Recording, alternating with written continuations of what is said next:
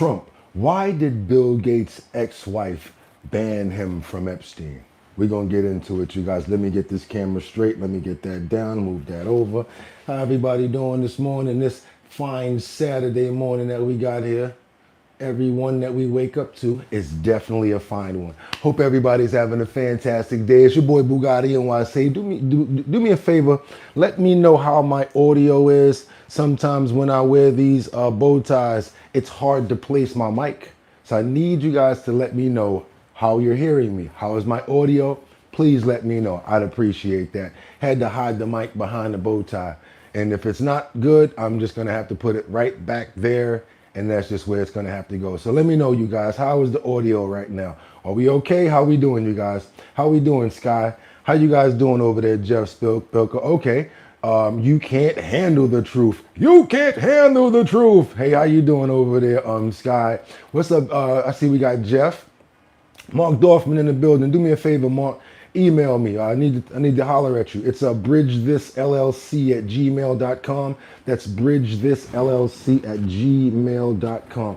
Email your boy. Let's get it going. Let's get these prayers out real quick. Doppel 726 praying for you. Rebecca Lanyen Bueno. Thank you so much, sis. I appreciate you. And yes, we are going to do a spotlight very soon. Maybe even today, depending. Okay, also, Sky's up in here. Batty Lynn, good morning. And just pray for everybody. Hope we have a fantastic and safe day. Help me to get through the show and be energetic and have a fantastic flow. Also, I hope everybody here is very healthy, had a good sleep, a good rest, and y'all ready to go. Because guess what? Amen. Because I'm ready to go. And they're ready to go. I said it's time to start the show. I hope you're ready, yo, yo, yo, yo, yo, yo.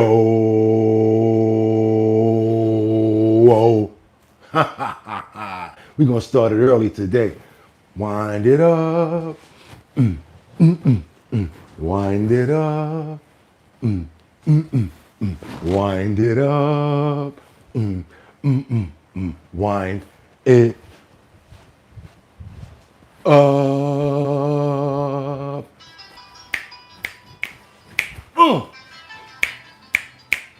Okay.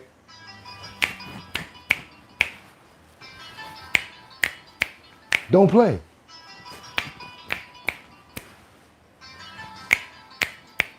Olay. I'll be serious about those claps, boy. Thank you so much, Valen Easterbrook, for the $5 super chat. Everybody thank Valen. But y'all know what we got to do right now. Let's go. We got to open up those pores. And I swear, y'all know I love to be funny. I love to entertain you guys.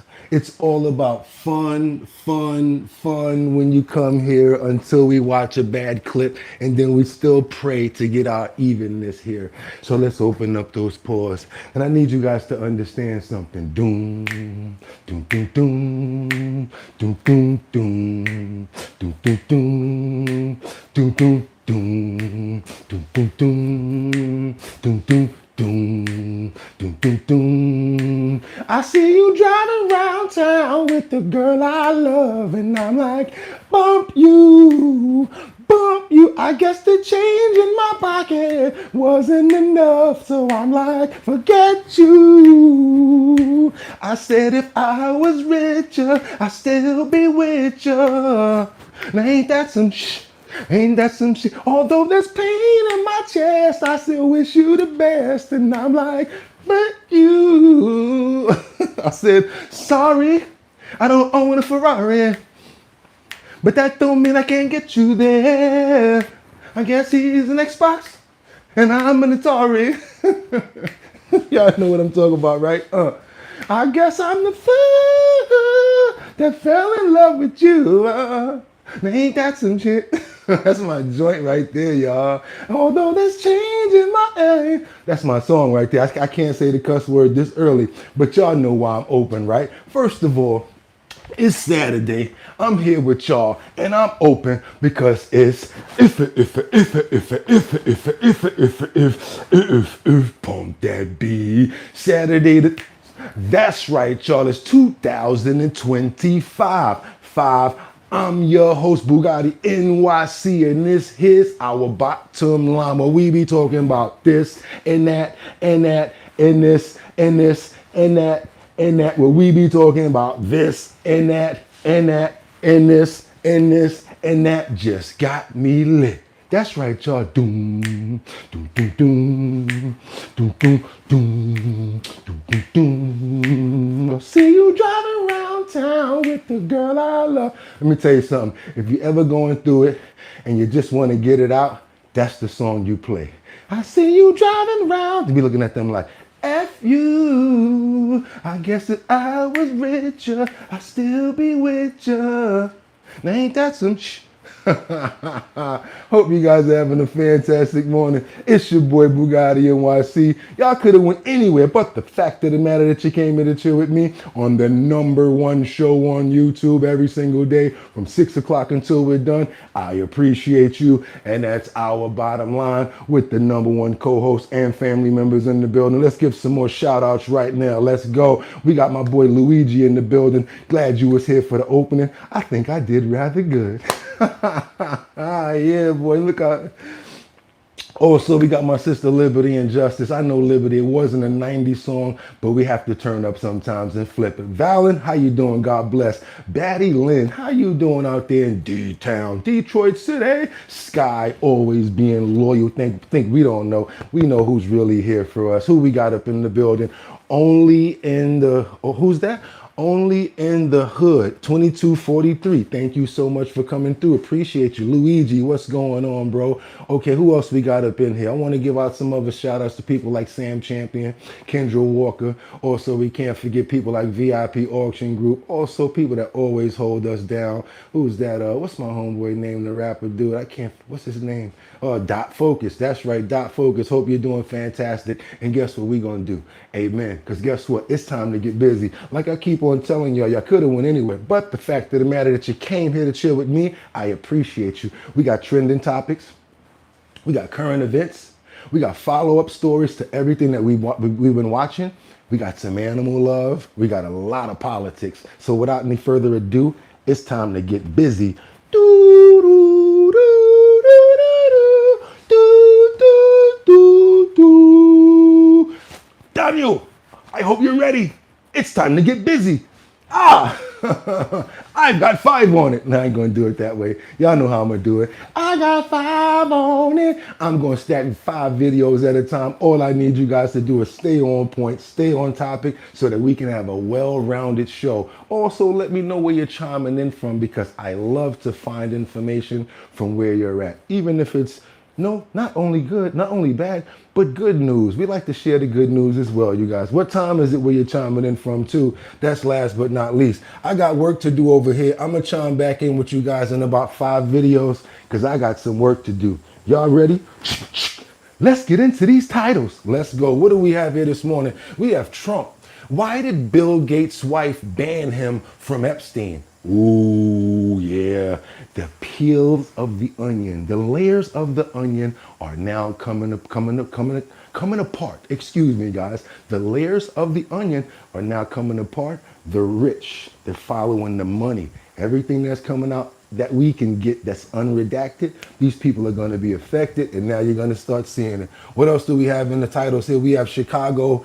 Well, we have a Chicago case has been dismissed for 2 people who ran ICE vehicles. You remember those 2 people that were like sort of, what are they? I don't know what they call themselves, rebels against ICE or Homeland.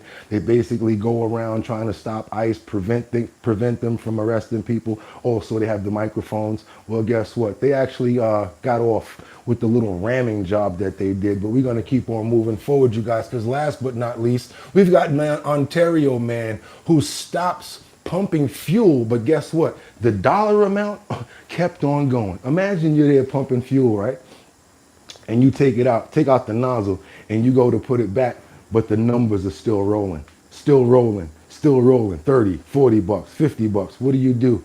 We're going to tell you guys, and we're going to show you what this man did. We got to get into it, you guys. There's a lot going on here this morning, and guess what? Without any further ado, let's get into it. We got our President Trump talking to Zoran Mamdani. Guess who? Guess what? Mamdani actually asked Could he come to the White House? A lot of people are not happy about this situation right here, you guys. What do you think? Everybody thought he was going to be back and forth with Trump, thought that they were going to be fighting. Doesn't seem like that's the case. Let's keep on moving forward, you guys. Double tap that screen, get those likes up. Hope you got your drinks. We're about to get it in. Let's go. There will be topics that we disagree on. I think we'll probably come to a conclusion, and ultimately he'll convince me or I'll convince him. You know, it's for the good of New York. Ultimately, it's for the good of New York. I don't care about affiliations or parties or anything else. I want to see if this city could be unbelievable, if he could be a spectacular success, I'd be very happy. Do you think you guys will meet more in the future too? Sure. Do you think you'll meet again in the future, you know, throughout the administration? I think we will. I hope we do. I enjoyed the meeting. We had a great meeting. Please. Mr. President, Republican Elise Stefanik has campaigned multiple times by calling Zohran Mamdani a jihadist. Do you think you're standing next to a jihadist right now in the Oval Office? No, I don't, but she's out there campaigning, and you know, you say things sometimes in a campaign. Isn't that sort of She's a very capable person. Isn't But that a kind of you really have to ask her about that. But I don't particularly. I think I met with I met with a man who's a very rational person. I met with a man who really wants to see New York be great again. And I can say again, because New York was great. You know, when I came down to Washington initially, the city was so hot. It was doing great.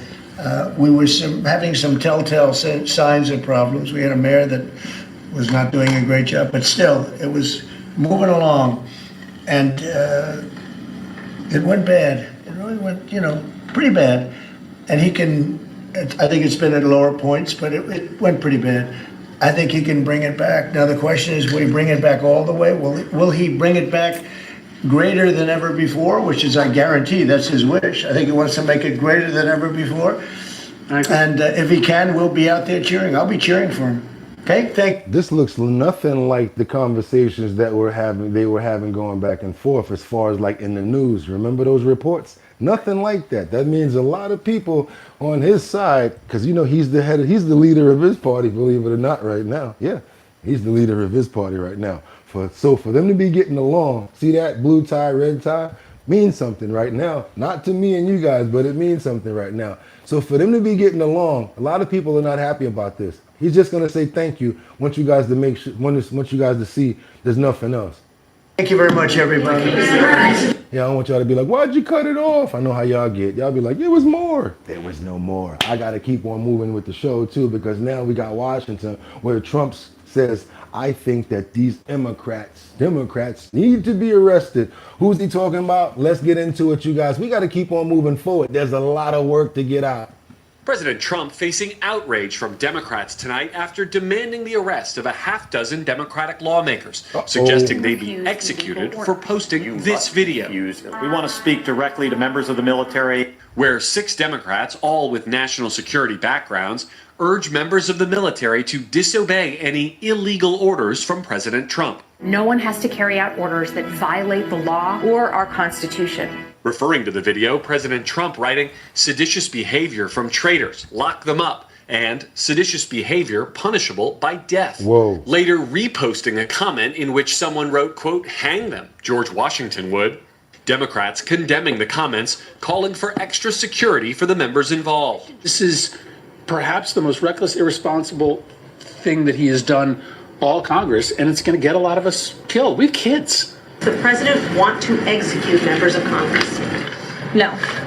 The White House firing back. They're suggesting, Nancy, that the president has given illegal orders, which he has not. And to suggest and encourage that active duty service members defy the chain of command is a very dangerous thing for sitting members of Congress to do.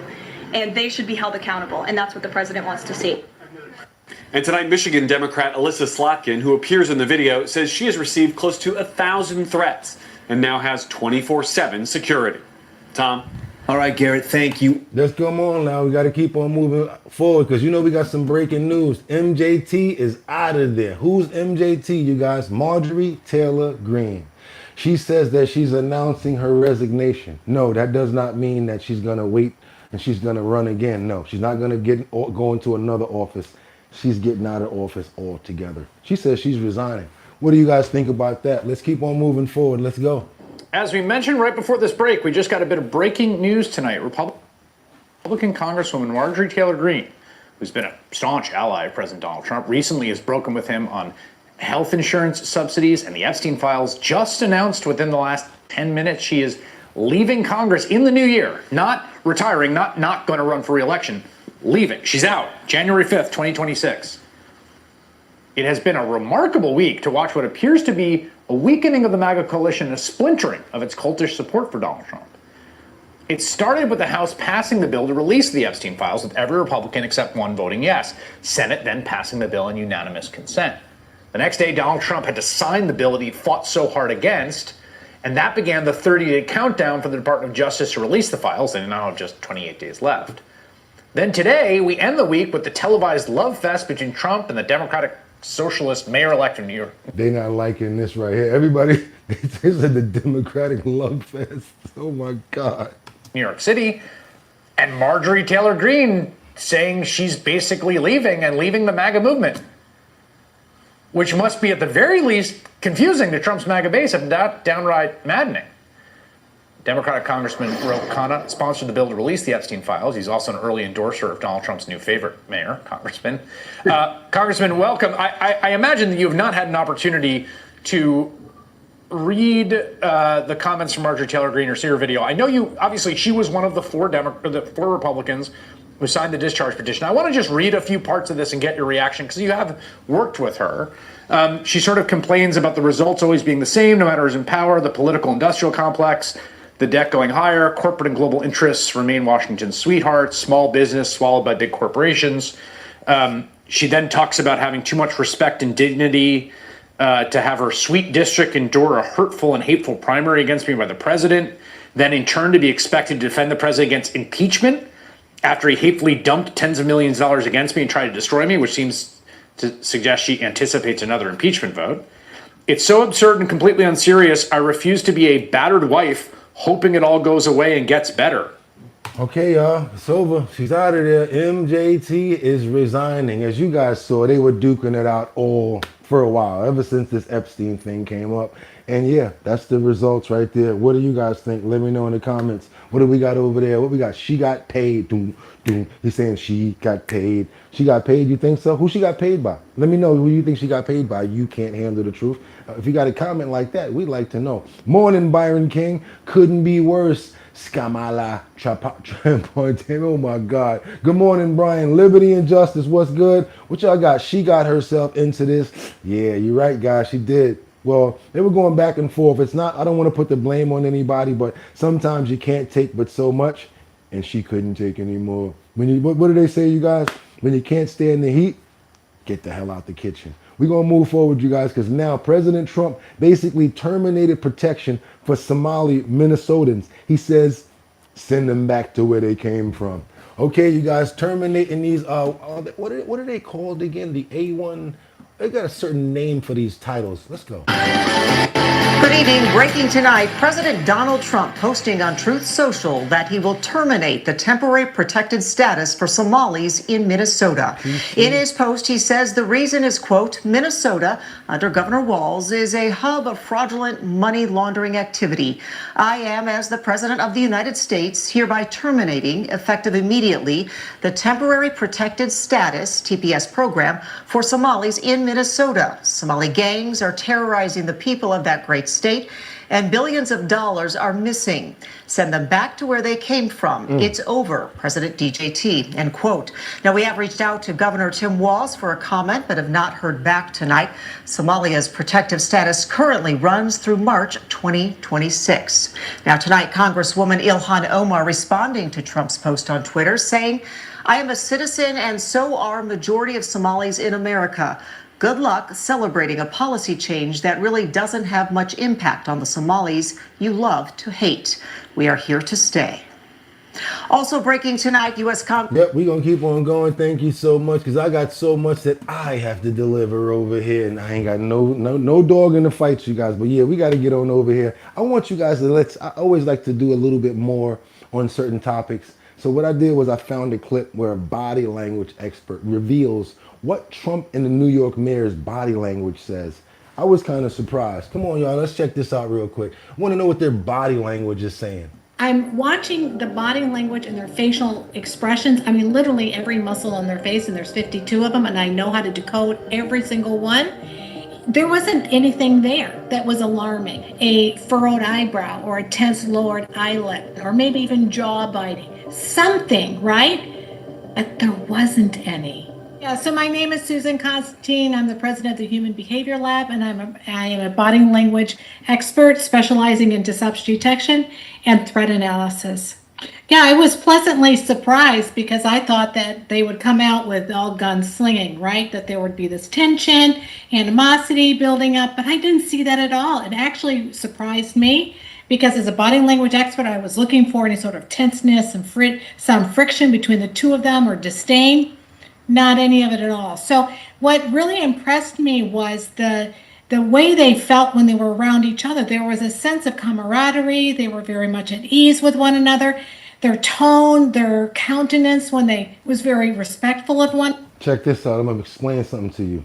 When New Yorkers get together, it's a different story, you know? And then when you really get to know somebody a little bit, it doesn't take too long, right? But also, there could be good actors. I'm a good actor too. I'm acting right now. I am acting right now. Look, got the suit on and everything like that. I can do all the little five on it. It's all good acting. How you doing, Mr. President? Yeah, I know we said a few things that probably didn't go right, but I'm all for New York. Let's try to get to the bottom line of this, okay? Oh, since you're thinking like that, let's go have a regular conversation. Let's go sit down. See? That's what I'm talking about. If you know how to play the game, you know how to play the game, right, you get in the right position. Don't always lead with your feelings. Lead with the mission and what you're trying to get accomplished. Now, I'm not trying to tell you guys to get out there and be deceptive, but if you're really trying to accomplish something, sometimes you got to act like it. And sometimes you have to act. And the Academy Award goes to Bugatti. Learn body language. It's all important. Little things make sense, I'm telling you. One another. So I was surprised to see that happen.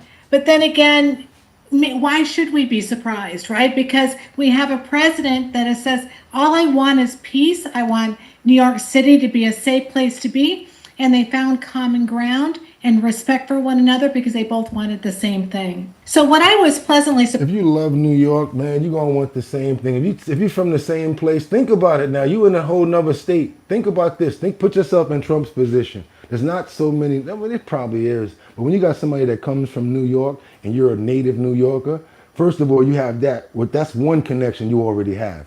Then you got some kind of lingo that already hits. So you're like, yo, he's talking like me and everything. Let's go at this. It's just a lot of little things that actually take place. Also, they both have dogs in the fight that they want.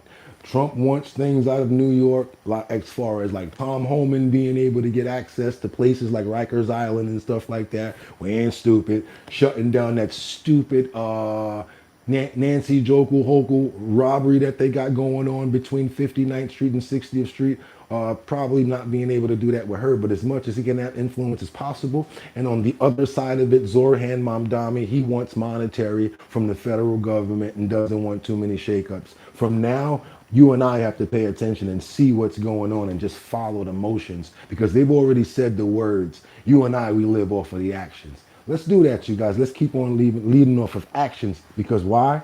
They speak louder than words. Now we got to get over to New York where this subway Slilsnasher was taken into custody, charged for, ooh man, it's people like this. And then he let a lot of people, he did a lot of stuff to a lot of people on this subway car.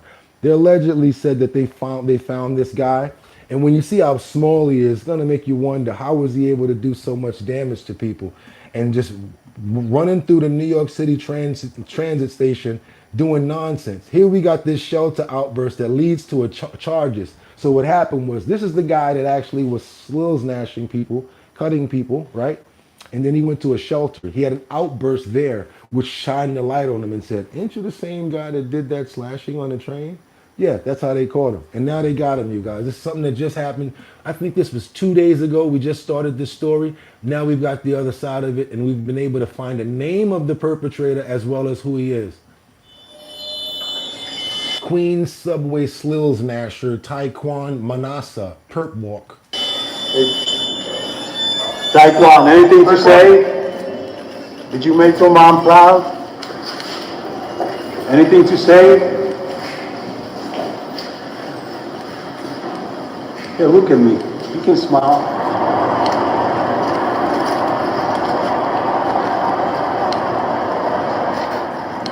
Lloyd, back up. Anything to say to the victims? Now, the bad thing about nowadays, they have too many cameras. Because if this was a back in the days, he wouldn't just be getting walked out. It'd be boo bap, boo bap, boo bap, boo bap, boo bap, boo bap. By the time he get in the back of that car, it'd be a whole different situation going on, I'm telling you. Especially for what he did. Now let's get into it, actually. I think they got a little bit of coverage. Yeah. John what? John Orochi. You know what happened? What did he do to you? He just hit boom boom on the three. I said, well, I was on the phone actually. So the guy's on his phone, he just starts going through, just popping people in the head. Like, I don't even want to say the words, but you see what he did, the damage. He didn't even see I was. No, he just said, whoop. I said, what's going on? I was right next to you when he hits you. One second. But there's a lot of police on the trains, they say, you guys, and they're only going to raise it to $3. It's not a lot. It's only the most expensive transit in the world, almost. $3 to get on the train. And look how safe it is, you know. But, oh, Bugatti, why you're fear-mongering? It's not fear-mongering. It's actually going on, a lot of it.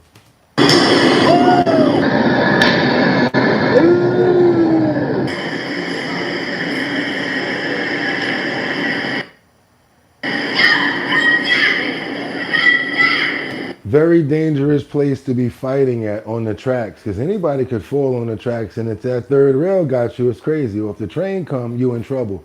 This guy was a menace right here. And guess what? Watch what happened with New York City court system. Oh, well, he needs medical attention. And I'm telling you, watch. I'm telling you.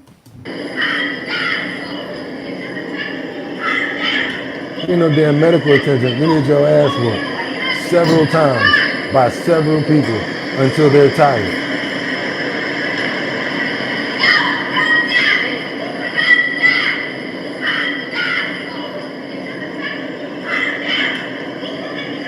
So now she's screaming, calm down. And you can tell he's crazy. Now he's going in his sleeve to try to grab something.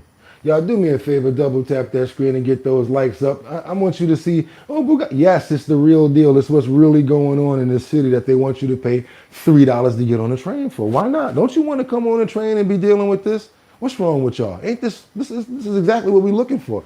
This is the type of the ride that we want. We'll be looking around wondering what the hell is going on for $3 now, right? But no, it's a lot of police in the train station. That's what they're telling us. Finally get to see what's actually going on down there, because a lot of this stuff goes unreported.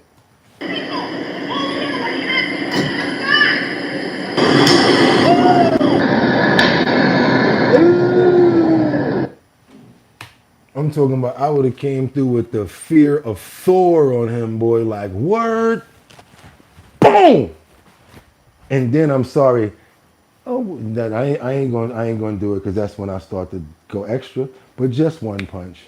That's what I'm gonna tell y'all. Just one. That's what y'all think. It's gonna be a lot more than one. Trust me, a lot more.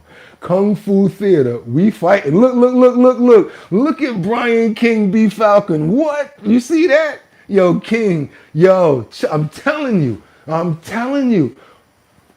All right, we got to do the thumbs up or the thumbs down, because I like y'all. Y'all getting busy right now, because y'all feel the same way I'm feeling.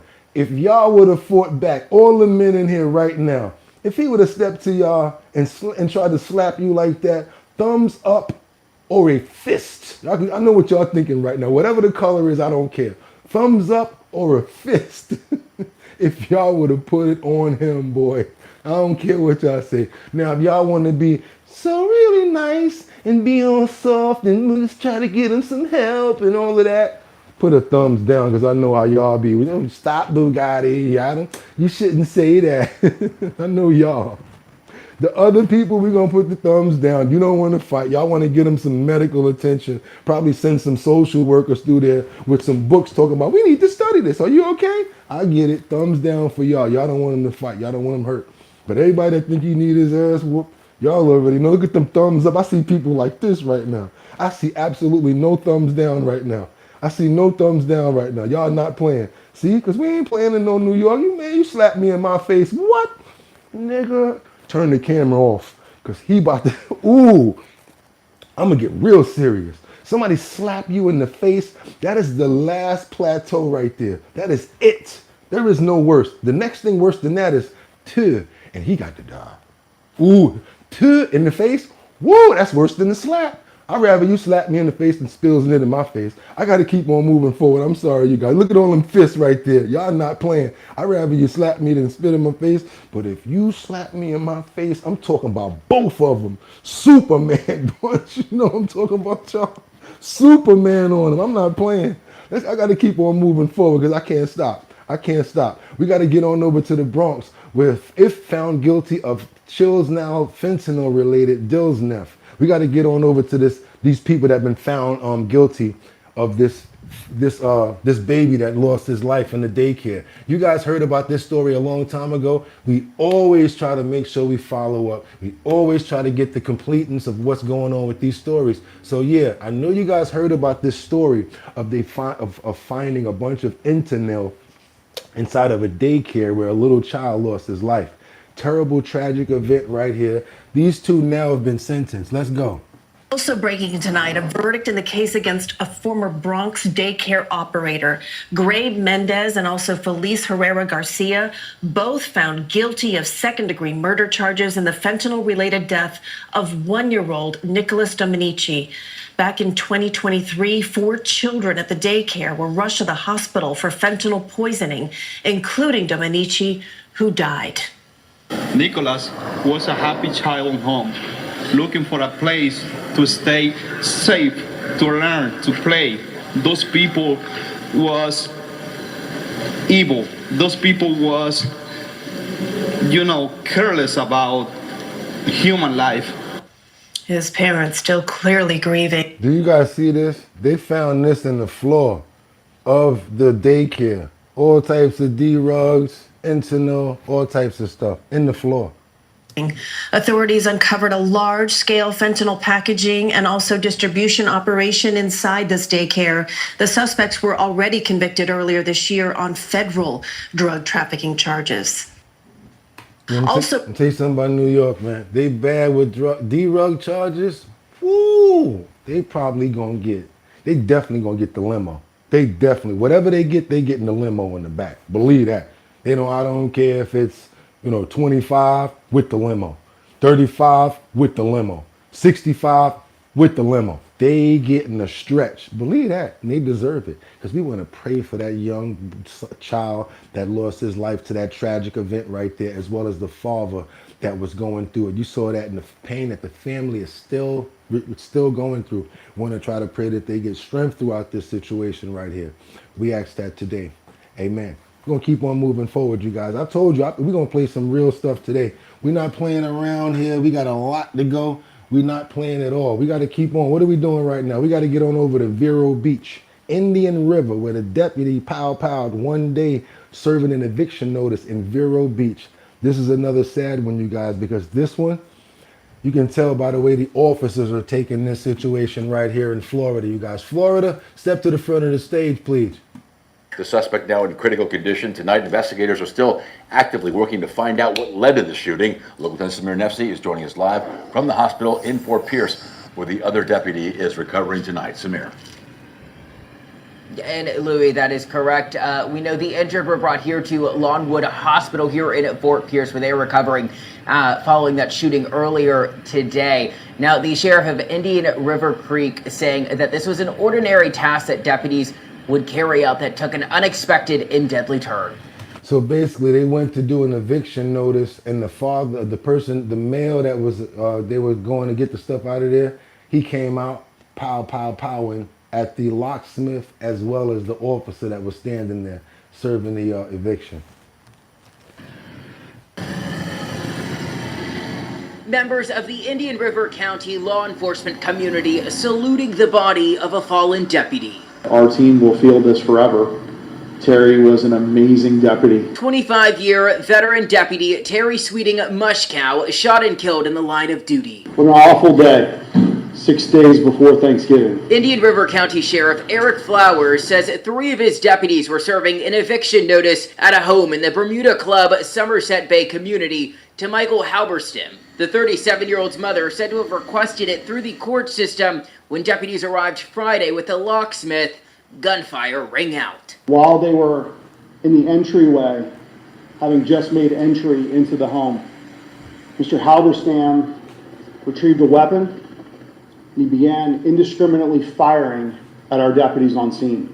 Veteran deputy Florentino Arispe wounded in the shoulder. The locksmith critically wounded along with the suspect. Their sergeant was also on scene. He was not injured. He did fire. Sadly, Deputy Mushkow died on scene. Meanwhile, online, tributes from family members and friends remembering her as an animal lover, a mother, wife, and friend. Having to call her mom today, having to let her husband know. Absolutely the worst part of being a law enforcement leader. Back on scene, investigators combing through the crime scene in the beachside community. Halberstam has a checkered history with law enforcement. A 2006 narcotics charge, in 2015, a misdemeanor assault charge in Virginia, to alarming social media posts made towards his former employee, UPS, and negative comments about the Indian River County Sheriff's Office. This is not someone that was on our radar. All right, and to underscore the legacy that Mushkow had with the sheriff's office, the sheriff saying this is someone he's worked with his entire time there. She started in dispatch, making her way through the ranks to her current position. Just an incredible loss. And this marks the second deputy to die in the line of duty in the 100-year history of the Indian River Creek Sheriff's Office. Terrible, y'all. See, and they're taking that hard. They're taking that hard. Everybody want to pray for the family as well as the entire community and the police officers in that unit, in that precinct. Terrible situation, you guys. Amen. Got to keep on moving forward because yes, Trump signs the bill to release the Epstein files. Let's get a little going right here. But what exactly does that mean? What happens next? They're talking about 28 days left, 30 days left. What's going on now that he signed it? What's going on with that? Let's go.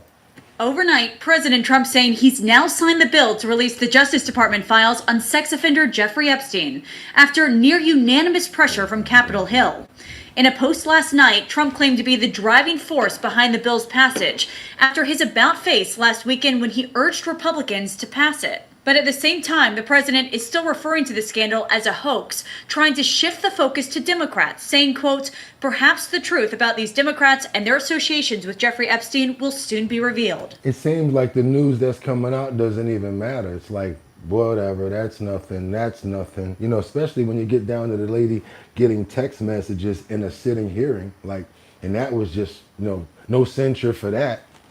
This shouldn't be a new issue, But so Stacey, they should be ready to go. I'd yeah. hope. I hope they release them immediately. The Justice Department now has 30 days to release the files, but there's still no guarantee every document will be made public. The bill includes exceptions, including a provision to withhold files that would jeopardize an active federal investigation or prosecution. A notable caveat given Trump just last week called for an investigation into Epstein's relationship with prominent Democrats, including Bill Clinton. Attorney General Pam Bondi yesterday said she ordered that new investigation in response to new information, but she would not provide specifics. Information that has come for information. There's information that new information, additional information. Now, critics worry the new investigation into Democrats could be used to keep certain files hidden. This is not an invitation for Donald Trump to pick and choose his version of the truth. She doesn't have carte blanche to withhold a whole tranche of files. Bondi refusing to say what, if anything, will be released. We will continue to follow the law, again, while protecting victims, but also providing maximum transparency. What do you guys think about that? Do you think that they're going to do that where they redact everything and put the black lines where it's like, it's going to say the black lines, state of new black lines over there? You never get to see nothing. It's always redacted. I'd be like, oh yeah, I got some new information to give everybody. I'm going to put the link in the description so that they can go look at it. Let me go see it first. And then I'm like, are y'all serious? These are the files? 2 sentences on the page this long? Everything else black, like they just dropped a whole ink blot on top of it? Can we really get some information going on over here? Let's get on over to Sean Duffy, who throws down the gauntlet on these migrant trucker licenses. As you know, they've been giving out a lot of these licenses to anybody. You know, they can give, if you can make a circle in a box. So you know what? Give him a license. They out here like this. It's Oprah. Give him a car. Give him a car. But it's not good when you're giving people some CDL licenses. Are y'all crazy? Let's keep on moving forward, you guys. I want you guys to see Duffy as he throws down the gauntlet on these licenses. The Transportation Secretary Sean Duffy throwing down the gauntlet to Pennsylvania to revoke illegally issued licenses to foreign drivers, or they could lose $75 million in federal funding. Duffy's threat comes after a driver from Uzbekistan with ties to terrorism was arrested in Kansas with a license issued from Pennsylvania.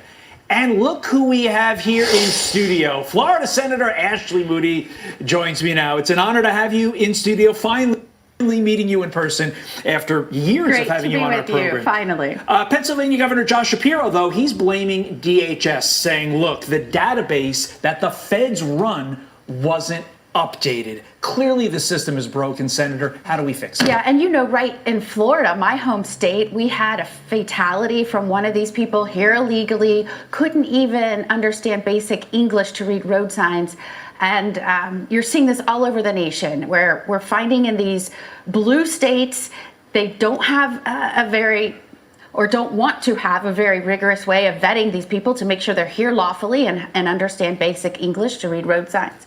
And so we're seeing this happen all over the state, and so all over the nation. And so I've actually introduced a law. I'm one of the newest senators, as you know, in the United States Senate. I've gotten to work very quickly based on my background as Attorney General and really fighting on some of this illegal immigration called the Safe. How they gonna read a road sign if they don't even know English? How about that? And that's the crazy thing about it. Y'all gotta get right with y'all. What we got over here in these comments? What we got? Bugatti, what up? Who's that over there? Miggity DeMarc, what's going on? If you can't read, stop. Exactly.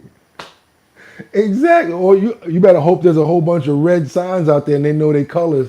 They stay out of the blue states. We don't want you here. You don't like us. We don't like you. Get out, stay out. Okay, that's what they saying over there. But we got to keep on going over to Chicago. Y'all ain't gonna believe this. I think it should have been some sort of interference, maybe a fine or something, but they decided to dismiss the case of these two people that were basically ramming these ice trucks over there. Not ice cream trucks. You guys know what I'm talking about. Chicago, come to the front of the stage. You know what I'm talking about. Check this out. The case against Miramar Martinez, accused of ramming a Border Patrol vehicle, is dismissed.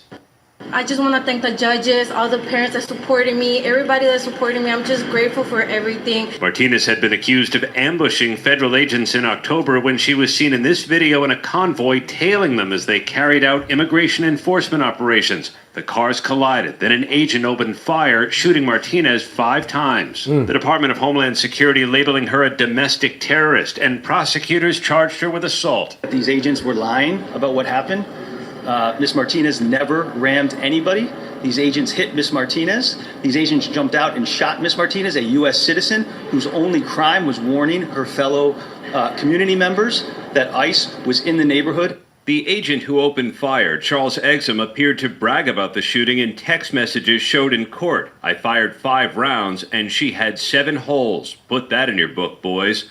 Asked about those messages, he responded, I am a firearms instructor and I take pride in my shooting skills. Defense attorneys said moments before the collision, a second agent in the car is heard on body camera footage daring Martinez, do something, expletive, before Exum swerves his vehicle into Martinez's car, then gets out and opens fire. The incident sparked protests on Chicago's southwest side. In a stunning move and without explanation, prosecutors decided to drop the charges, and the judge dismissed the case. It's been hard, honestly, it's been hard. Like I can't sleep, but now I'm gonna go sleep. Her attorney suggests. All right, mini Cardi B. All right, I'm gonna try to go get some sleep now, and taco. Taco. You keep my taco flavor kisses. Anything you did to my taco flavor kisses. Y'all double tap that screen. Get those likes up. Y'all don't know what I'm talking about. Y'all don't know nothing about South Park. Stop it. Y'all know what I'm talking about. Double tap that screen and get those likes up because we got a whole lot more going on here. We went and did some research on this deranged man that's been accused of setting the woman on, that's right, 49 prior arrests. And guess what? If they would have caught him on the 1st, 2nd, 3rd, 4th, 5th, 6th, 7th, 8th, 9th, 10th, 11th, 12th, 13th, 14th, 15th, 16th, 17th, or 18th, or 19th, or 20th time that he got arrested, maybe the 21st, 22nd, 23rd, 24th, or the 25th. No, 49 times this fool got arrested and was out here just doing whatever he wanted to do. So now somebody else became one of his victims. Might as well say this is the 50th for this deranged lunatic. Yeah, Chicago, come to the front of the stage. I have to be careful with my word selection on certain words. Happening today, the man who allegedly set a woman on fire aboard a Chicago train, a suspect with 49 prior arrests, is due back in court to face a federal terrorism charge. Look at that, 10 pictures, all the same guy. Chanley Painter joins us now with the latest. Chanley? Hey guys, so we are expecting a judge to decide whether 50-year-old Lawrence Reed will stay behind bars this time, pending trial on federal terrorism charges for allegedly pouring gasoline on a 26-year-old woman and setting her on fire Monday while riding a city train in Chicago. Prosecutors say Reed had multiple prior cases over the last 3 decades with more than 49 arrests, including 10 felony cases. Here's a look at just the Chicago Police Department records since 2017, where he was arrested at least 13 times for crimes ranging from battery and assault to aggravated arson. Look at this. In fact, at the time of this incident, prosecutors say Reed was already on pretrial release for an aggravated battery case for violently hitting a social worker. Prosecutors asked the judge to keep Reed in custody until trial, but the judge placed him on electronic monitoring. So that didn't stop him from picking up these new federal terrorism charges for allegedly setting a woman on fire Monday. Something Chicago Mayor Brandon Johnson calls. Yeah, so how you deal with that in New York now? If something like this happened, they're talking about getting rid of the police, defunding the police, putting social workers out there. Oh my God, what's going on? Oh shit, oh my God, get the police. That's what's gonna happen. They're gonna be running like Benny Hill and Dagwood Bumstead out here like, ah, get out of it. Are you kidding me? They're gonna be, man, listen, they're gonna be out running. Man, listen, they ain't gonna be able to deal with nothing like that. And after a while, they're gonna be like, you know what? We probably it was a bad idea to put them social workers out there running up on somebody with a clipboard and a pen. Let's study this. Oh my, yeah, they're gonna be turning around just as fast as they run up. Ain't nobody trying to deal with nothing like that. Gotta get on over now to the mayor, because we already know that Brandon Duckneck Riddler Johnson always got something to say about something that happens in this city, because he's responsible, but he doesn't want to claim any responsibility.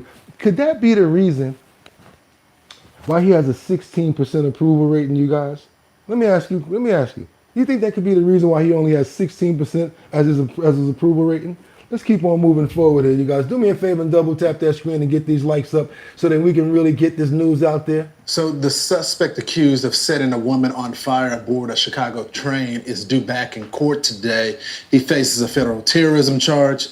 His name is Lawrence Reed. He has been arrested more than 4 dozen times, 9 of those times for felonies, according to local outlets. But he was released in August for aggravated battery with just an ankle monitor. Paul Morrow is a Fox News contributor, former NYPD inspector, and of course an attorney.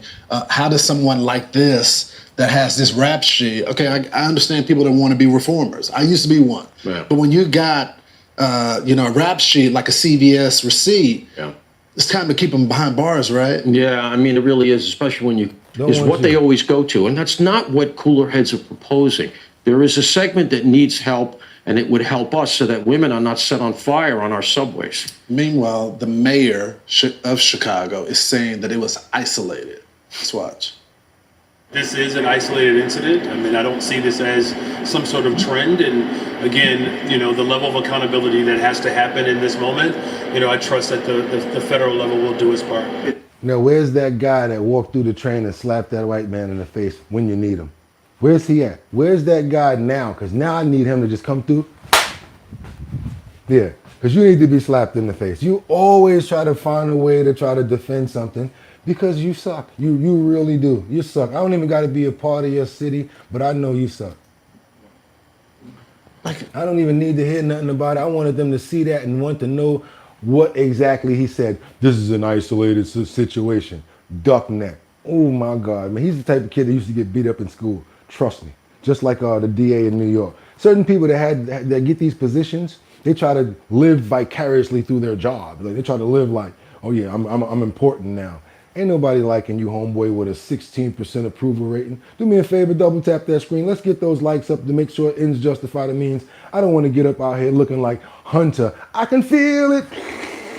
Biden with the numbers. Come on, y'all. Do your boy a favor. I really appreciate it. We got a nice hell of a show going on right now. We're really about to turn it up. Yes, we got more Epstein. Yes, we got more content coming up. It's Saturday. It's time to do it, y'all. We're going to have some fun. Let's get on over to, not fun.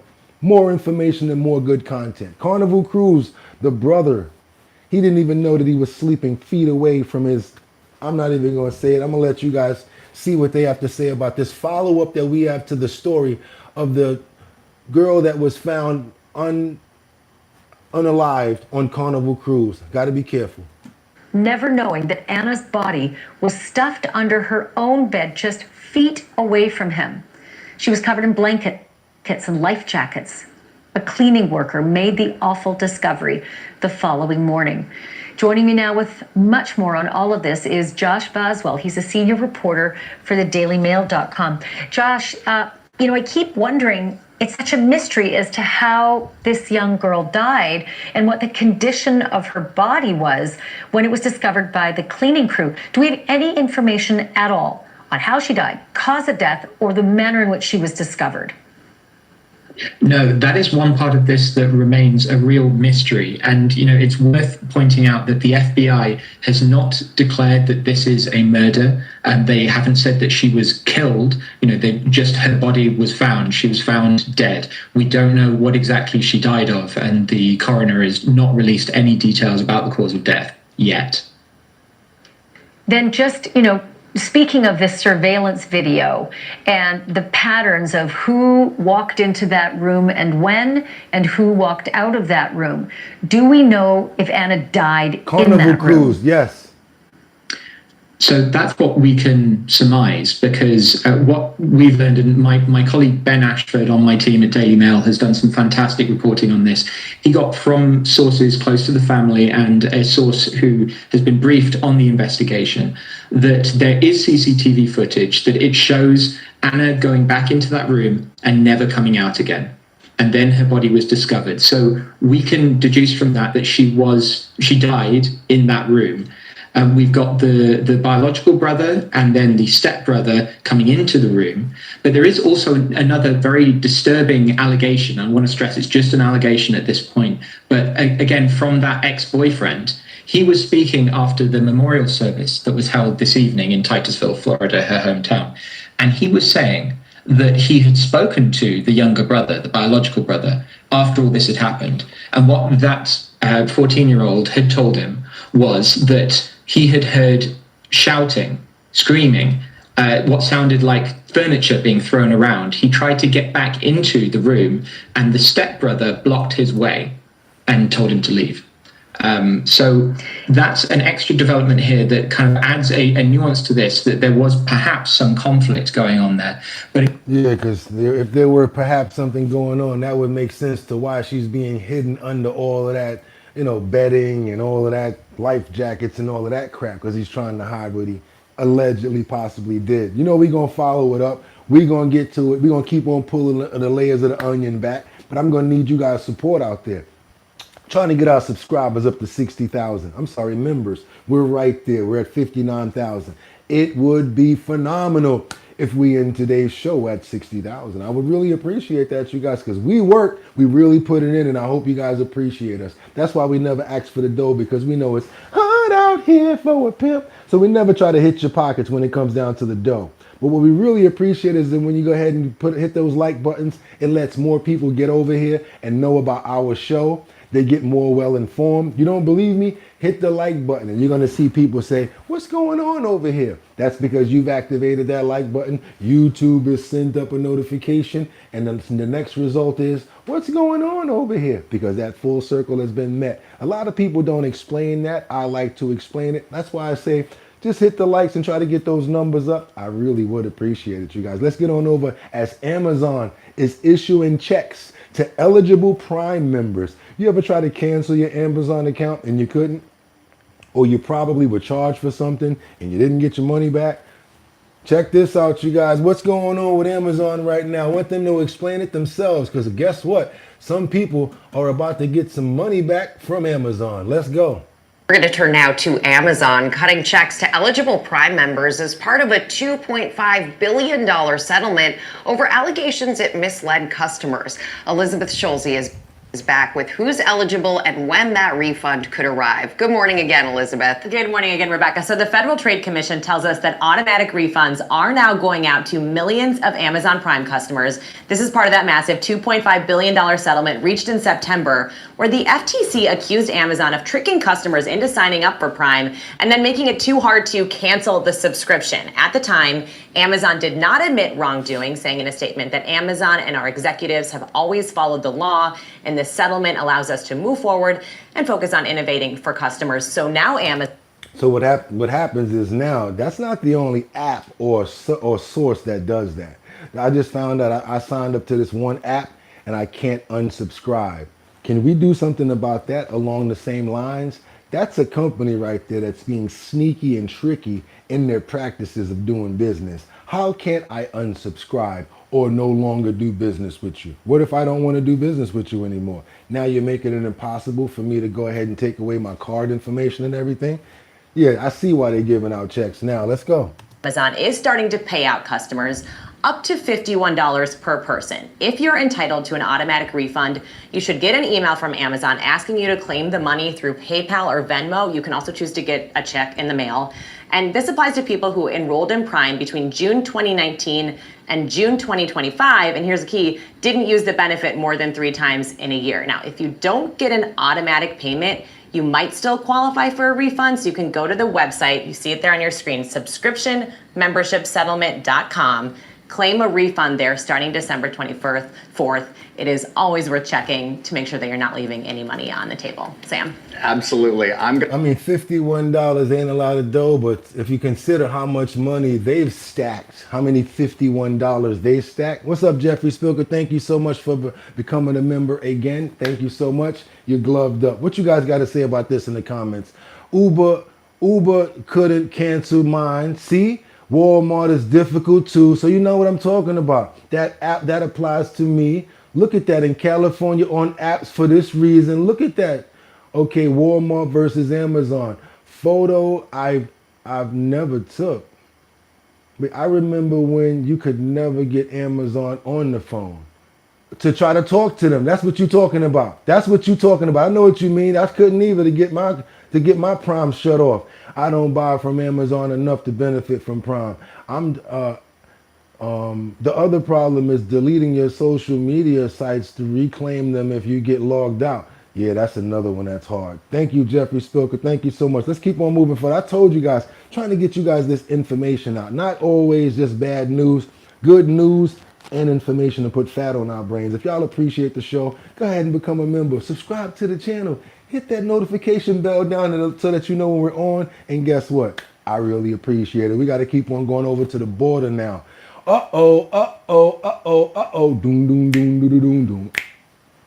Doom, doom, doom. Doom, doom, doom, doom, doom, doom. Doom, doom, doom, doom, doom. Ice, ice, baby. Doom, doom, doom, doom, doom, doom, doom. This fool here called himself climbing over the border wall. I see why we got a 0% chance of people getting over. He got caught in the barbed wire. I'm talking about, what do you do when your whole body at length, like a roll, gets caught up inside of the barbed wire? And you got to literally wait there for the National Guard to cut you out. Oh man, let's go, you guys. I don't think it's worth it, because I'm telling you, I'm scared of barbed wire myself. I'm good. I'm good. No. Let's go. He tried to do it, but he got caught. Let's go. So we got him up there trying to climb the fence, and you see them up there now, they got to cut him out. That must be some painful, that right there. But all your weight going against that, woo, he ain't got to worry about it. He ain't got to worry about that. He got to hope that he don't got gashes in him, because they not playing out there, y'all. This how they put it all together. They put that beam up. Once they weld that beam up, they run the barbed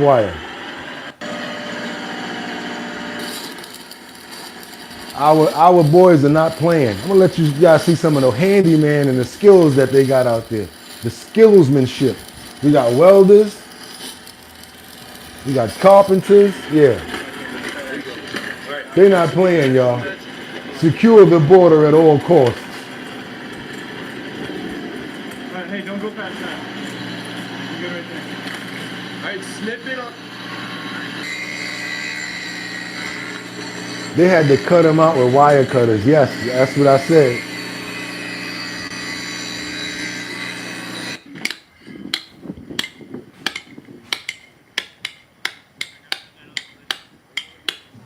Secure the border at all costs. Come on, you guys. Let's have a little bit of fun real quick. Check this out. I want you guys to see this right here. This one dog was caught in the fire, and these rescuers came and got him out. I want you guys to see the story about this. I don't know if he made it, but I want you guys to see this. Is an update on the story. It's an update on the story about the firefighters who basically reunited with the dog that they saved. All right, I'll give up the end. They reuniting with him. Today it was a heartwarming reunion for Clearwater firefighters. They got to catch up with the family dog, Bandit. They rescued from a house fire earlier this month. Now the quick actions of those firefighters were thanks to a vigilant neighbor and a Ring doorbell camera.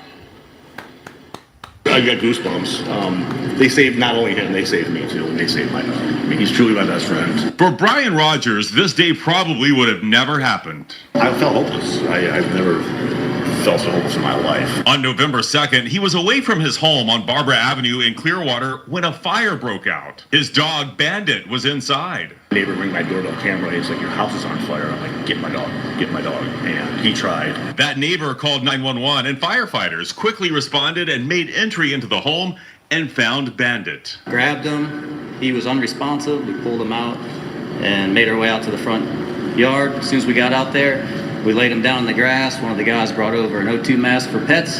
We hooked him up. They were able to get Bandit oxygen and get him to a better place. A tremendous relief to Bandit's owner. When I got to the house and I saw him in the back of the police car breathing, it was a big sigh of relief. Bandit's recovery has been slow after spending time on oxygen. The first night there was a lot of coughing and whatnot. I was up with him all night. Brought him into the shower or the steam, get steam in him and whatnot, into the bathroom, the hot shower, and he really he's come around a lot. Now Bandit is back to his normal, active self. Back at squirrels again. He's back at chasing dolphins, and he's just a crazy dog. And I'm glad able to do those things with him still. 100% grateful. And Rogers is eternally grateful to the men and women who risked their lives to save his best friend. This is the main piece of the house that I needed back. So, yeah, we got it. Thanks for you guys right here. See, I got to be careful because I get stuck and watch this part right here and I'll forget the whole show. I'm telling you, y'all. I'll be watching this and y'all be like, yo, what happened to the rest of the show? What's going on with our bottom line? Y'all don't know we animal lovers over here, especially dogs. Double tap that screen to get those likes up. Don't y'all love stories like that? Now tell me those guys aren't heroes. There we go. Good morning, Bandit. There you go, Bandit. Great story. There we go. Awesome. I think about it all the time. Whatever. You out of here. I don't know what you was thinking about, but you're done. Bandit, good job. Free fighters. Yes, loving the attention. Yeah, he was loving that attention, right? Bandit was like this. Oh, you want some too? Hold on a minute. Oh, you want some too? Hold on. I could do a 3-man. I could do a 3-man, 2-girl who love attention. He was overloaded right there, right? Good dog. You know, a good dog is the results of a good owner. Someone that shows love into the dog. They don't know nothing but to show love back. Let's keep on moving forward, you guys. We got to get on over to Putnam County where they got locked up and I think they're going back to their own country. That's right, you guys. Putnam County. 13 people in ICE custody after a traffic stop. Man, listen, this looks ridiculous. The van I'm talking about is overloaded from top to bottom with all types of stuff in there. You got people smoking in there. You got 18 kids. You got like about 8 kids in there. They smoking in there. And I gotta let you guys see this story yourself. You're not gonna believe this. I don't know how they didn't think that they was gonna get pulled over. They must have thought that they were somewhere in a third world country. I'm serious. Check this out. New information tonight out of Putnam County, where deputies made a shocking discovery after a traffic stop. Welcome to News 4. I'm Kendall Ashman. Andy Cordan has been working this story and joins us with the story you are seeing first on 2. Check this out. Hey there, Kendall. You know, it started as a simple traffic stop that was on Highway 111 in Putnam County. It happened this past Friday, but as you're about to see, when the deputy walks up to the van, he is shocked. I'm shocked. This is the moment. The Putnam County deputy approaches the van. Investigators say they stopped it because of the strong smell of marijuana. Now remember why they got pulled over. Now watch how this thing turned into a circus clown van. Watch now. The driver hands the deputy a Guatemalan passport, telling the he ain't got no damn license. He give him his passport. Deputy, they're headed to Georgia. Georgia? Okay. When the officer gets to the side door, No English? this is what he finds. No English. 80? Okay. People and luggage crammed into every available space. You speak a little English? According to sheriff's investigators, there are 16 adults in this van, as well as 2 children, ages 3 and 4 years old. There's 15 people in this van. They bring them all out, or? Yeah. So you got the kids in there getting the buzz off the la-la, you know what I'm saying? They ain't even eat, so they in there getting the buzz like crazy. You got about 37 people in this van now. I think that the police officer should have just took over driving and took them straight to Homeland. Straight up, call me what you want. Let's keep going. Deputies will tell News 2 there are no car seats and the children are sitting on their mother's lap. The babies were in the very back with the mother, definitely exposed to a lot of marijuana from inside the vehicle. No, 13, and the mother 13. did tell one of our deputies that they hadn't had much to eat the entire trip from Michigan. She was basically feeding them a little bread, a little water as she could get it. English? No. Espanol? Poquito. The deputies ask if anyone speaks English. Nobody does. Gracias. One Gracias. after another. Gracias.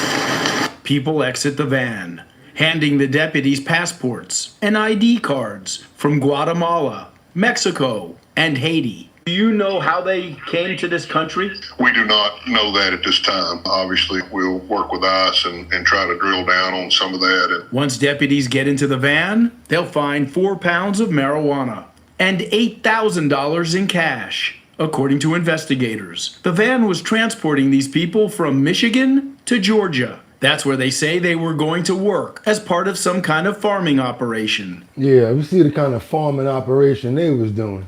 According to investigators, 13 of the 6 adults are now in ICE custody. Look at 3 of the get adults who were transporting the marijuana, they're being held in the Putnam County Jail to face drug charges.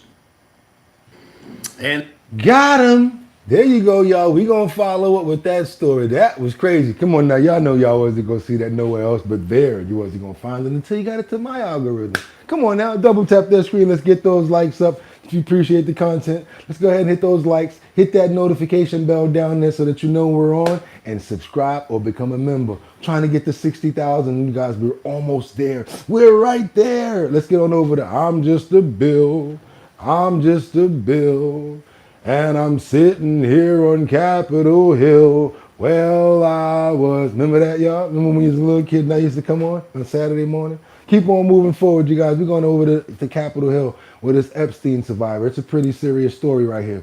She reveals she was taken to Africa with Bill Clinton and other notable figures. Let's keep on going, you guys. Let's go.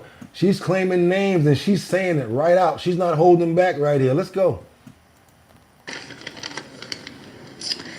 Hello, my name is Shantae Davies, and I'm here before you today as a survivor of decades of pain, trauma, and betrayal at the hands of Ghislaine Maxwell and Jeffrey Epstein, and the people who enabled them, and a government that for far too long refused to help.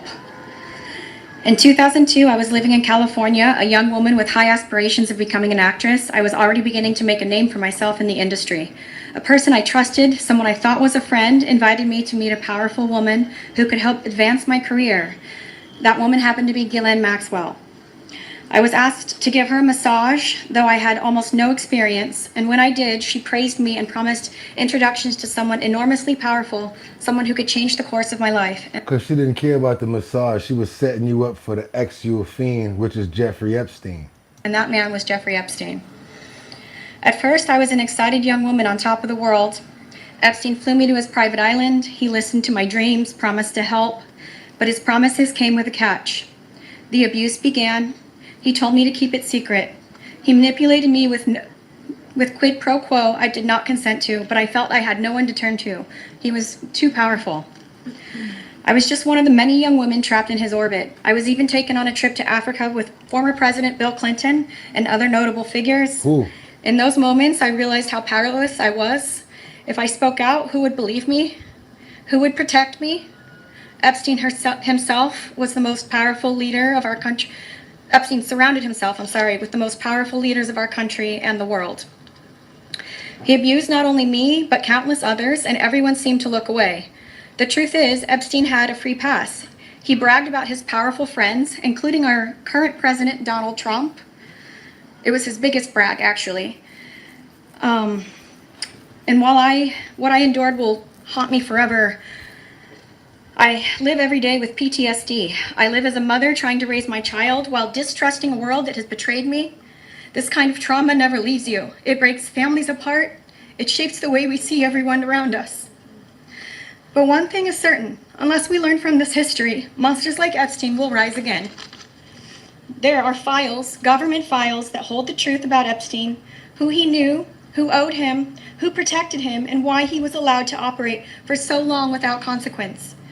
Why was Maxwell the only one held accountable when so many others played a role? Why does the government hide this information from the public?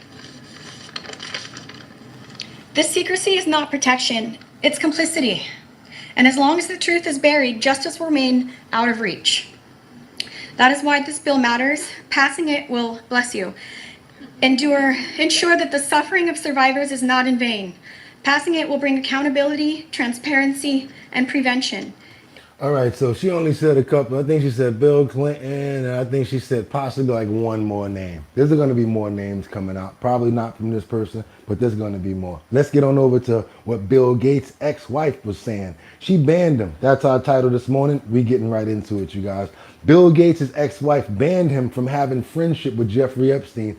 It's not hard to understand why. I mean, come on now. It's not hard to understand why. Before you go, text messages have revealed new details about the friendship between Bill Gates and convicted pedophile Jeffrey Epstein. Epstein had written to one of Gates's apparent advisors about an opportunity to work together, but his then wife, Melinda, intervened and subsequently banned Bill Gates from contacting him. Kinsey, there was certainly a relationship there over the years. Yeah, and actually in interviews since then, Melinda has alluded to the fact that his relationship and friendship with Jeffrey Epstein was one of the reasons she wanted out of their marriage. I mean, this was a huge deal to her. She couldn't stand him. But I loved the headline that talked about Epstein's lemon-shaped penis. Let's not brush past that. We have to acknowledge that. Yes, deformed penis, just like Harvey Weinstein. So those two are Jeffrey Epstein and Harvey Weinstein. Kinsey Schofield, thank you so much. How in the world do you have a lemon-shaped, oh my God, I'd be like, yo, we got to get immediately surgery going on over here. Talk about necessary surgery. A lemon-shaped, oh God. Come on, let's see what Melinda was actually saying. We're going to go back a few years. I like to get it from the horse's mouth because sometimes when you get it in this year, you're going to hear other stuff, and it's always different from the way that the person actually said it. What did Melinda actually say about Bill Gates? Billionaire philanthropist Melinda French Gates is talking in detail about her high-profile divorce from Microsoft co-founder, that's Bill Gates. Bill and Melinda Gates, as you may have heard, were married for 27 years before they announced their split last May. It made national news and was a shock to many people. We sat down with Melinda for her... Dude out here with a penis looking like produce. How you got a penis looking like produce? What's going on, man? First TV interview about the announcement. This is a preview. After the news came out, it was revealed that Bill Gates admitted that he had had an affair in the marriage. And at that time, did you think we're going to work through this? How did you handle something like that? Well, I certainly believe in forgiveness. So I thought we had worked through some of that. It wasn't one moment or one specific thing that happened.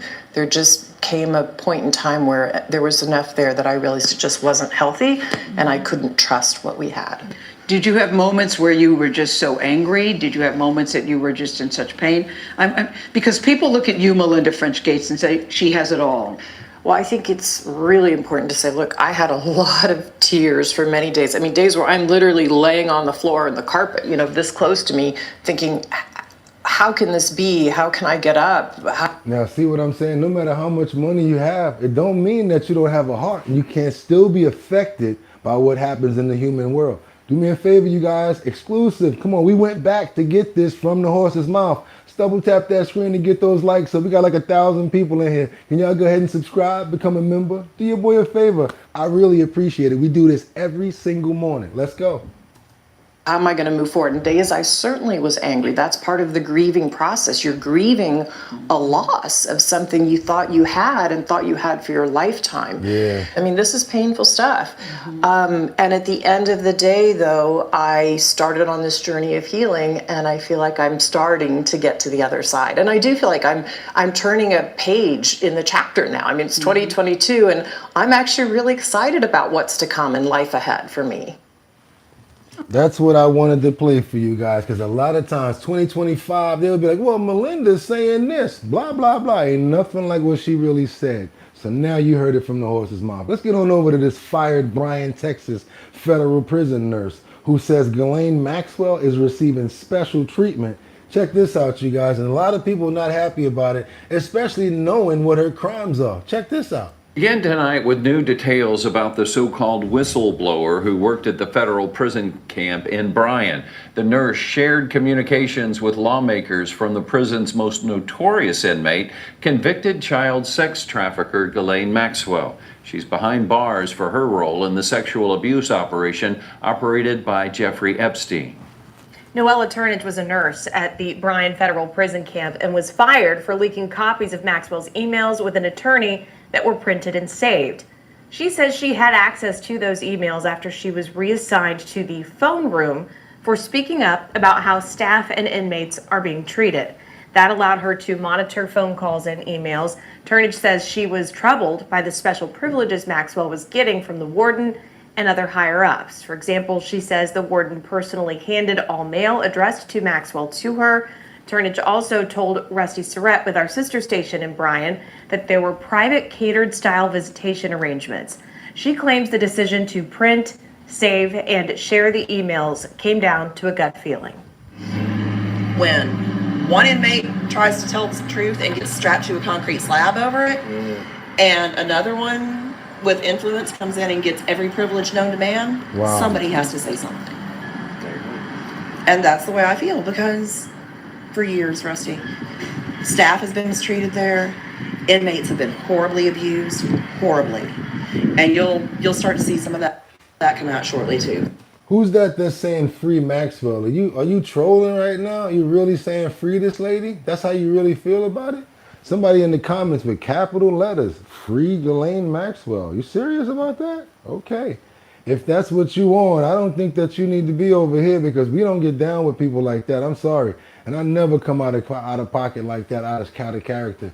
But if you're really serious about that, matter of fact, mods, get them out of here. Whoever that is talking about free Ghislaine Maxwell, you out of here. Can't be serious about that. New Jersey, Newark, we got doom doom doom doom doom doom. Doom doom doom doom doom doom doom doom doom doom. Bust it. Ice, baby. Yes, New Jersey, Newark. 15 people taken into custody during a federal raid at a Newark seafood depot. Uh-oh, they got to find some new people to take these jobs. I know you guys are going to be mad about it, but here we go. But we begin with a developing story out of Newark. Around 24 federal agents descending on a wholesale food distribution site earlier today. And good afternoon, I'm David Navarro. And I'm Liz Joan. Today's search happened at a company called the Ocean Seafood Depot, a food distributor on Adams Street, the site of an ICE raid in January that resulted in 3 people being detained. That came just days after President Trump was sworn into office, with the promise of launching mass deportations of undocumented immigrants. New Jersey reporter Anthony Johnson live in Newark. Anthony, any official word on the arrests? We're still waiting for official word on any arrests taking place as a result of this morning's raid, but according to Homeland Security, this was a court-authorized warrant looking into labor operations at this location. We did get a chance to talk to a couple of people that returned here after being taken into custody. One man did have all the proper papers. He was apparently allowed to return to work, but another man whose mother works here says he hasn't heard from her since the raid took place. The raid began this morning as heavily armed, masked federal agents, along with members of the FBI, made their presence known around the Ocean Seafood Depot. Damn. Stay clear of the area! Immigrant support groups quickly came to protest the raid, which featured authorities in military gear and weapons on the ready. Tell them to tell everyone else that ICE is here! Hey, you ain't got nothing to do at home. You ain't got no man looking like that. You ain't got nothing but cats. So you know what? Go ahead and get behind the purpose. Shut up. Lucky they ain't coming over there and you. This is the second time this year this location has been targeted for an immigration raid. The first back in January led to workers being escorted out of the building. This worker says he was one of 15 taken into custody this morning. He was later released. He says in Spanish, "I'm not doing well because of what happened. I don't feel well because of what happened to my colleagues. I cannot answer any questions." Another man heard from his mom who worked at Ocean Seafood Depot. He has not heard from her since the morning raid. He says in Spanish, "She told me police were here, so I came to see what was happening." When asked about the last time he talked to his mom, he answers, "When she texted me." Yeah, man. So if you ain't got your paperwork right and you're not supposed to be here and you've already been, determined that you got to be deported, the sad thing about it, a lot of people are ignoring those papers, what do they call them? Those summonses from the police and from the judges that's saying, you gotta go, you gotta go. See, illegal papers, grab him too. Oh shit. Somebody said grab him too. Yo, look at Salad Slaps. Yo, somebody telling me I sound ignorant as hell. That's because you're totally on the other side and you feel for them. I get it, I understand. But check this out, I'm not, because I understand what's going on here. Some people get caught up in the web. You got some bad people out here and you have good people. Sometimes you get the good people that get caught up in the web, and if their paperwork isn't correct or something like that, they get caught and they gotta go. Let's get on over to Canary Islands, you guys, where a man creates a wingsuit. Yes, I'm telling you one thing about me. I don't like heights at all. Only heights I like is Washington Heights or Brooklyn. Not even Brooklyn Heights, no. As far as heights, I got a thing where it's like, what's they call that thing where you can't mess around on high roofs and things like that? I don't like heights. So check this out. We got this one man, I guess he loves heights. And guess what? I know you guys probably gonna feel a certain way about the song selection because it's a person that, everybody doesn't feel right with, but I used to think that I could not go on, that life was nothing but an old song. Yeah, I believe I can fly. This fool here, I think he can fly. This one here, I'm not even going. He made a flying suit where he can stay in the air for 2 minutes just soaring and swirling and doing all of that. My question to people in the comments today right now, I want to know, if you could wear a suit that could make you fly, would you do it? Thumbs up if you'd wear a flying suit. Thumbs down if you would not wear a flying suit. Thumbs up if you would do what this gentleman is doing. Thumbs down if you wouldn't. Check this out right here, you guys. I want you guys to see this story right here. Coming in from, what's this, Cape? Don't matter. One man's mission in life has been to fly like a bird. Peter Salzman of Austria. Fly like an eagle. Austria. Created a wingsuit to bring him closer to soaring the skies. The suit is designed with foil that he says helped him maintain altitude. Whenever you jump from a plane or from a mountain, you fly down, you open a parachute and you land. And on this one, due to the innovation, the wingsuit part, go to the airport. and the conditions, I was able to stay in the air and made like quite a few turns without losing altitude. You mean to tell me your fool ass done went up there and made a suit out of Reynolds wrap? Talking about he made it out of tin foil. He said foil. I ain't make that up. Y'all even heard him in the comments. Talking about he made a suit out of foil. What? He's Saltzman tested his creation in the Canary Islands. He says he was able to fly for more than 2 minutes without losing more than 200 meters of altitude. Now he's hopeful that by fine-tuning his suit, he could improve on his success. I never trained. I was never able to train this because that's super special conditions what we have here right now. He's never trained because the suit has been made for special conditions. He has never trained to do this.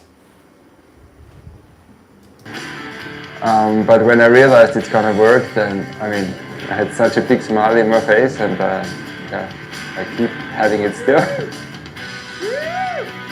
For Inside Edition, this fool got a freaking fin on his stomach.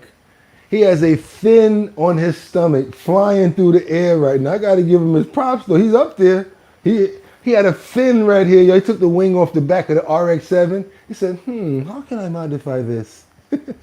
He took the wing off the Subaru, y'all, cut it on the sides, and put some aluminum foil on there. Oh, man, y'all, tell me, the things that human beings can get done. Hey, that's what you want to do? That's what you want to do. But I'm going to show you what this one Russian lady did. Never mess around with Mother Russia. Even the women, they don't play. Y'all see how big them Russian women are. And I'm going to tell you one thing, check this out. This man found out the hard way as he tried to steal this lady's phone in Argentina. Check this out. Not only did she catch him, she held him down until people came, and then he got locked up. And whoever was on that scooter, oh yeah, they left his ass. Check this out, y'all. Check this out. As you see, there's a lady up there minding her business, texting on her phone. She looks like the perfect victim right now. We got these two thuntaduns right here. THUNTHADUNT, correct spelling. Thuntaduns right here that's going to drive up on her. Of course, the guy on the back is going to try to take her phone. Watch her and watch what happens.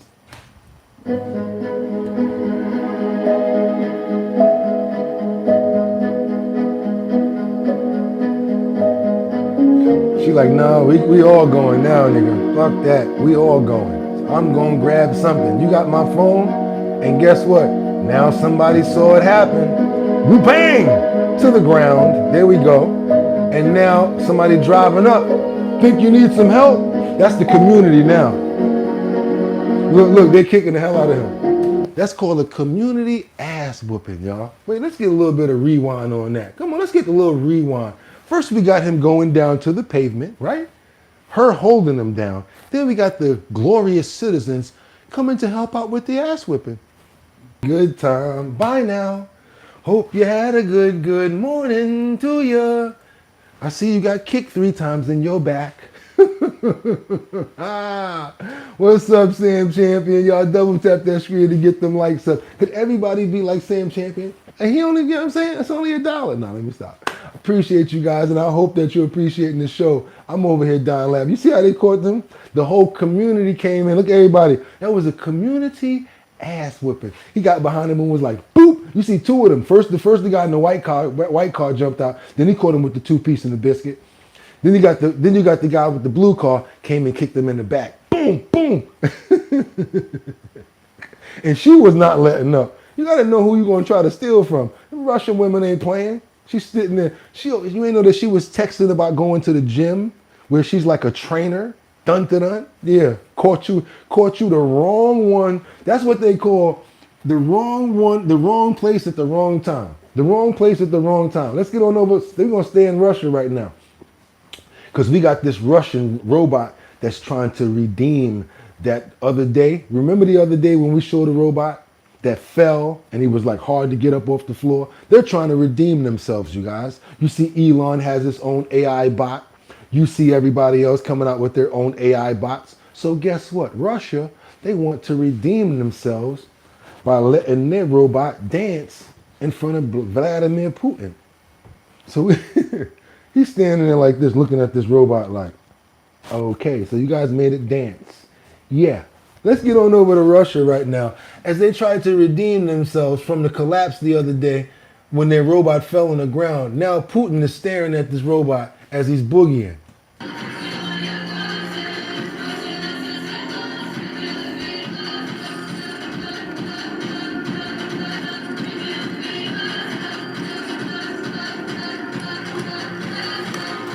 I gotta keep it 100. He must have been trained by a white person how to dance. Because he has no rhythm. You can't train a robot rhythm.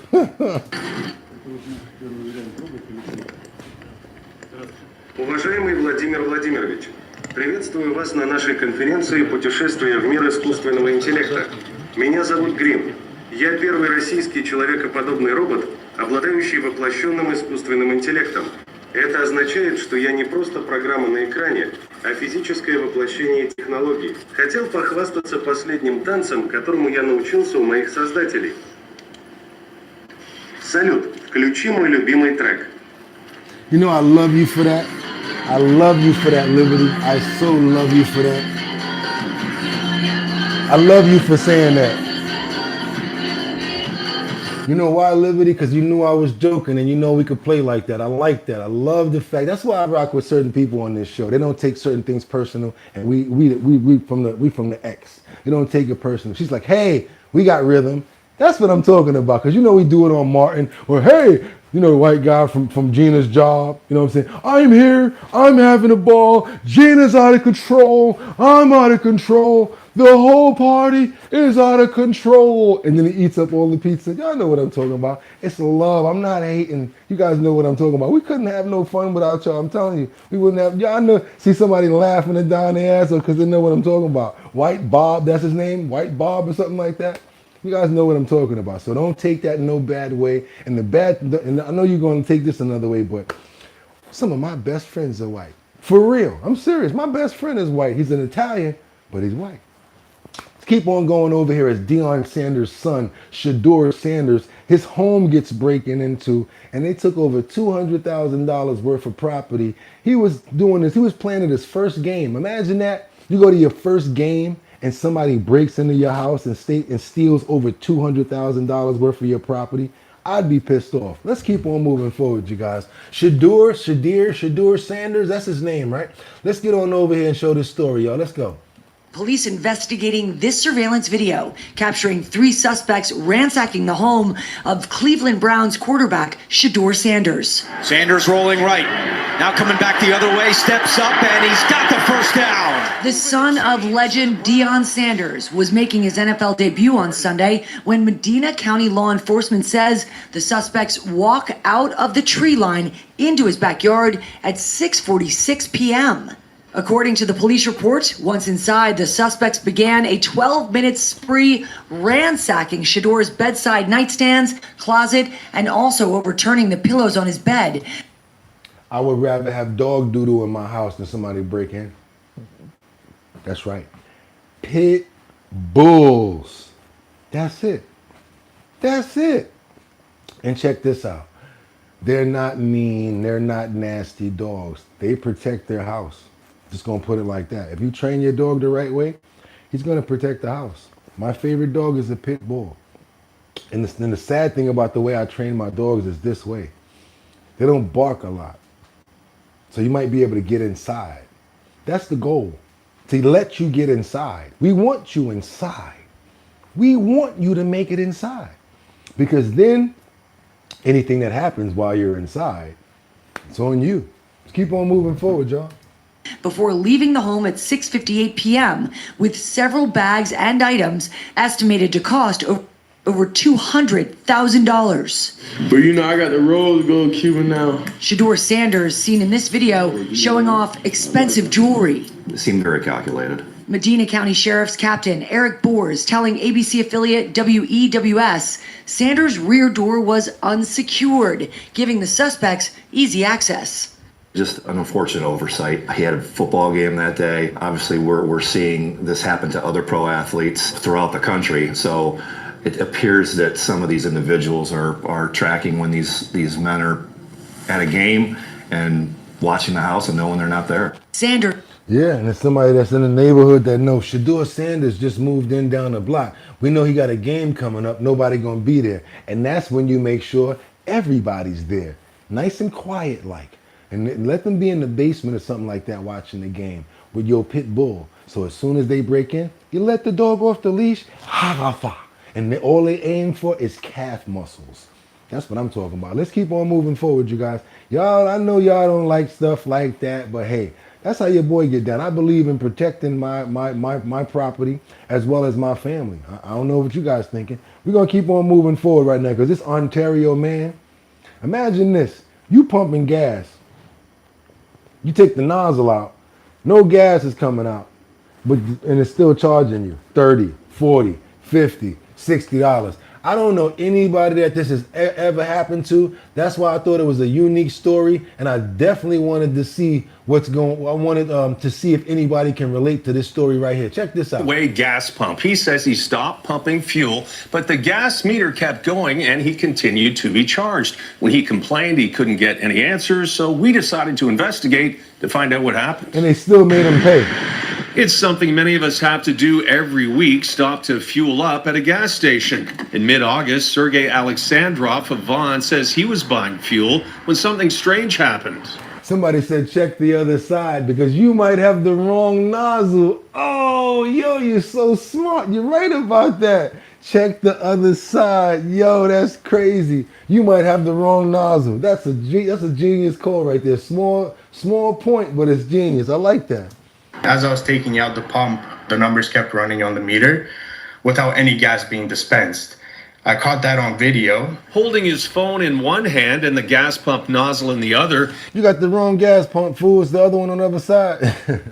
It clearly shows the liter and dollar amount continue to increase even though no fuel was being dispensed. It was a worrying situation because the meter kept running and it's like as if I'm being scammed out of my money. So the first thing going through my head, oh my gosh, I need to record this because nobody's going to believe me. Alexandrov says he was unable to get answers from the gas station as to what happened. After 2 months of questioning customer service, he was offered a gift card and a refund of his gas purchase. He feels he was overcharged less than 50 cents, but is concerned it may have happened to other customers as well. But what was going through my mind is all the people that pumped the gas before me, how many extra overcharge did they collect from that? Yeah. It's clear that the machine is malfunctioned. And machines don't normally do that, but when they do, they can make awfully big mistakes. Gas expert Dan McTagg says he doesn't suspect foul play or tampering. It says it appears the gas pump had a mechanical failure. He says pumps are monitored for accuracy and that something like this happening is very rare. But they are state of the art and they don't normally make mistakes. When CTV News reached out to Petro-Canada, its parent company, Suncor said, "We worked to resolve the issue as soon as it was brought to our attention, and the pump was taken out of service immediately for me." Yeah, we need to see how many other people were probably overcharged 50 cents times 100 people, times 300 people, times 400 people. Yeah. How about that, y'all? How about this also? I know everybody doesn't want a pit bull. Some of you guys like pocket pals and those little furry friends. So guess what? We're going to help to try to get dogs adopted as much as possible, no matter what kind of dog it is. As you guys can see, the one in the firefighter clip, that wasn't a pit bull, even though we love them the most over here.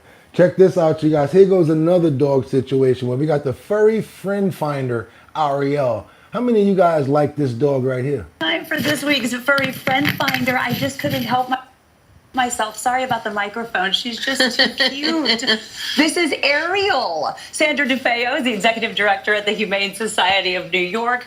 Ariel is just the most adorable dog, and she loves to give kisses. What's she doing with her tongue? What is that deal? Well, she's a big kisser. That's Oh, true, my Jessica. goodness, I know. She's got a hook tongue. And so she's having fun. This is her personality. She's very playful and loving, loves to meet people, What a and great loves coat, other too. little dogs. Yeah. Well, she's 70% Yorkshire Terrier. But she's And mixed, right? But Is she's it a a little little- poodle, little Maltese, and they're all non-shedding breeds. Isn't that great? It is great. No Yeah. dander. That's I was the going to plus say, look, I side mean, I'm here. wearing black and I don't have any dog hair on me. But it also means you have to cut her hair from time That's to time. okay. Every to girl cut needs a Jessica's salon hair every trip. now and I then, mean, yeah. occasionally. She's only 14 months old Aw. and 7.5 pounds. Is this 7.5. basically as big as she's going to be? I think so. You know, maybe another pound or so as time goes on. She does enjoy her food, which brings me to a very important point. When she was little, she was diagnosed with a liver shunt, so we had to do surgery with a specialist. And now she's on a special diet called LD, which means liver diet. And What does that entail for it folks just, at home? Just that she has to stay on the diet, Okay. and she has some supplements. Okay. But in time, she might be able to go transition to regular food. It depends what the doctor, as the doctor Yeah. thinks. So we're going to wean her off of it at one point. But she's and the see how it perfect goes. size for a New York Oh, apartment. she She's the certainly perfect is. size for any family. How does She looks like a little teddy bear. That's why, I mean, it don't matter to me. Pit bull, but I mean, to protect, and I love my favorites, yeah, pit bull. But that one right there, just because it's a dog, I would have to hold it down. Because why? Because I love all animals, especially dogs. They don't got no pockets. They don't want nothing from you. Check this out, you guys. Let me ask you a question. Imagine you were stuck on the side of the road. Your car broke down. You happen to be a singer. And out of nowhere, a celebrity, superstar, comes to help you on the side of the road. Check this out, you guys. This is only exclusive story we got right here. Let's open the screen up. We got a gentleman right here. He's like, are you Justin Bieber? You got a gentleman here that's stranded. He happens to be a singer. Stranded on the side of the road. His car's broken down. And Bieber, of all people, comes to save him. Check this out. Are you Justin Bieber? He's like, are you Justin Bieber? Stranded musician, can't believe who pulled over to help. Yeah, what's up, bro, Justin? He said, yeah, what's up, bro, Justin? You bro, can I hug Love you? you too. Yes, sir. My bad, I didn't know you was. No, it's all good. I was What already happened? recording. Do you really want to know? Yes, bro. When your car breaks down and you've been trying so hard in life, it's just tough. You moved to the big city, trying to make it like everybody else. No friends. Rich white girls driving by in their Lamborghinis and they could be tripping, but I think Justin Bieber just stopped to help me. He said, I'm tripping. I might be tripping, but I think Justin Bieber just stopped to help me. I don't know. Are you Justin Bieber? Yeah, y'all. There it go right there. That goes to show you never know who he's gonna send to save you. They say the Bieber is trying to get his life right. They say he's trying to give his life to God. If that's one of the ways, he just came out of nowhere and he actually helped somebody. Ain't that cool? What y'all think? That's my homeboy right there. I like Justin Bieber. I ain't even gonna front. Especially that last song that he did with I think it's the cake. I mean, y'all know what I'm talking about. Justin Bieber got some heat. Even when the other song that he did is more deep about himself, where he's really talking. That's a real deep song right there. Superstar, and I gotta be honest, you guys. Like I said, imagine you on the side of the road, you just happen to be a singer, and he comes to help you.